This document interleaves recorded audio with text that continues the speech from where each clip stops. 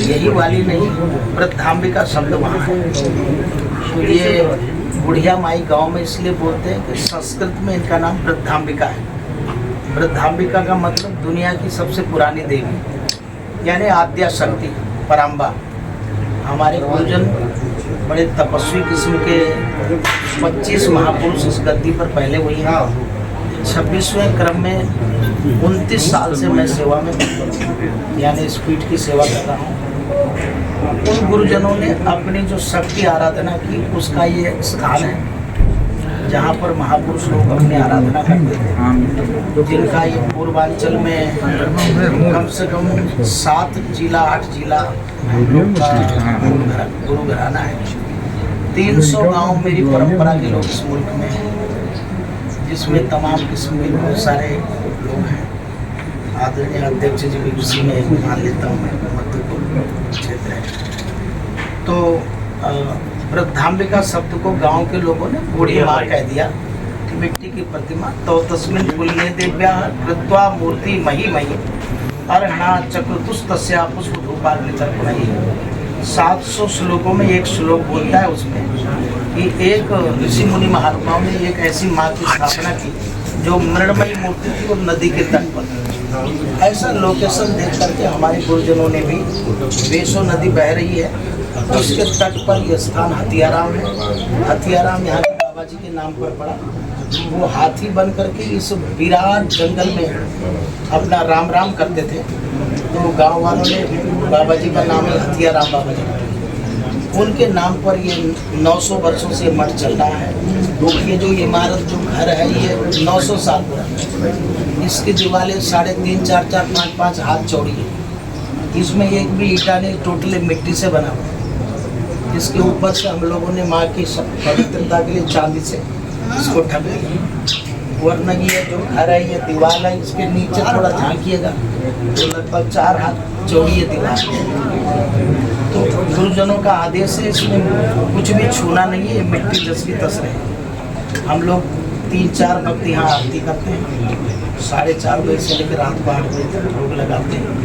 पूरी शिष्टाचार की, यानी हथियाराम महंतों की परमाराध्य भक्ति है।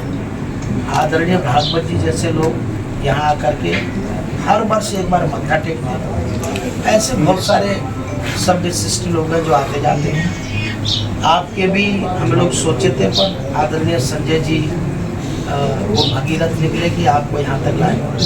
और मुझे लगता है आपकी व्यस्तता के चलते भी आप कहीं किसी कार्यक्रम से यहाँ पधार रहे हैं इस समय। तो मैंने पहले ये विचार किया कि आप देव मंदिर से सीधे आ रहा हूँ जी, पता चला।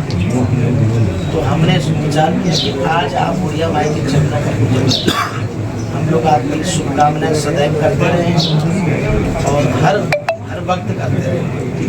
आज हमको शुभकामना देने के लिए थोड़ा गंधाक्षर हमारे आचार्य आए हुए हैं। मंगलम गरुड़ध्वजा मंगलम पुंडरीकाक्ष मंगलाय मंगले श्री सर्वार्थसाधिके शरणे त्र्यंबके गौरी नारायणी नमोस्तुते। पवित्रो वा सर्वावस्थां गतो यस्मरेत् पुंडरीकाक्षं सहायाभ्यन्तरमुदे। आत्मानं पूजा सामग्रीं संप्रोक्ष्य हस्ते पुष्पाणि प्रदाय तिलक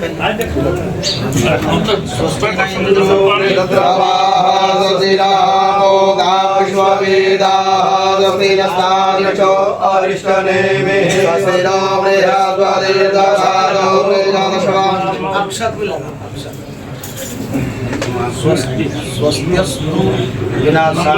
पर आने को लेकर क्या बतलाएंगे? देखिए, हम हमारे फटुआ। हाँ ठीक। ये हमारा सौभाग्य है। मैं बिहार से लौट रहा हूँ और परसों माननीय संजय जी जो हमारे भारतीय कुश्ती संघ के अध्यक्ष हैं, इनसे मेरी वार्ता हुई और हम लोगों ने तय किया कि इस स्थान का दर्शन करेंगे। तो ये गोस्वामी जी ने कहा कि बिन सत्संग विवेक न हुई और राम कृपा बिन सुलभ न सोई। तो ये माता की कृपा है गाजीपुर भी आना हुआ है, बनारस भी आना हुआ है, लेकिन आज अकस्मात यहाँ पर पहुँचे हैं। आदरणीय महाराज से मिले, बड़ी आनंद की अनुभूति हो रही है। और ऐसे ऐसे दिव्य स्थान पुरातन काल के मौजूद हैं, तो इसको हम अपना सौभाग्य समझते हैं। ऐसे में सर गाजीपुर में थोड़ी सी राजनीति की बात किया जाए तो राहुल गांधी जो है दोहरी नागरिकता की को लेकर जो है उनके खिलाफ एक याचिका दाखिल की गई है। राहुल गांधी जो को दोहरी नागरिकता को लेकर, राहुल गांधी का नाम ही विवाद है, उनका नाम ही विवाद है। और ये दुर्भाग्य है, कांग्रेस का भी दुर्भाग्य है, देश का भी दुर्भाग्य है। क्योंकि हमारे लोकतंत्र में सशक्त विपक्ष की कल्पना की गई है कि विपक्ष बड़ा मजबूत होना चाहिए, जो समय समय पर अगर सरकार कहीं भटक रही हो तो उसका रास्ता दिखाने का काम करे। और राहुल जी खुद ही हमेशा विवाद में रहते हैं। अब जैसे वर्तमान समय जो परिस्थिति है, अभी भारत पाकिस्तान का एक तनाव का दौर गुजरा, तो उसमें इन लोगों ने कहा कि हम हर तरीके से सरकार के साथ हैं। बहुत जागती पीठ है। आइए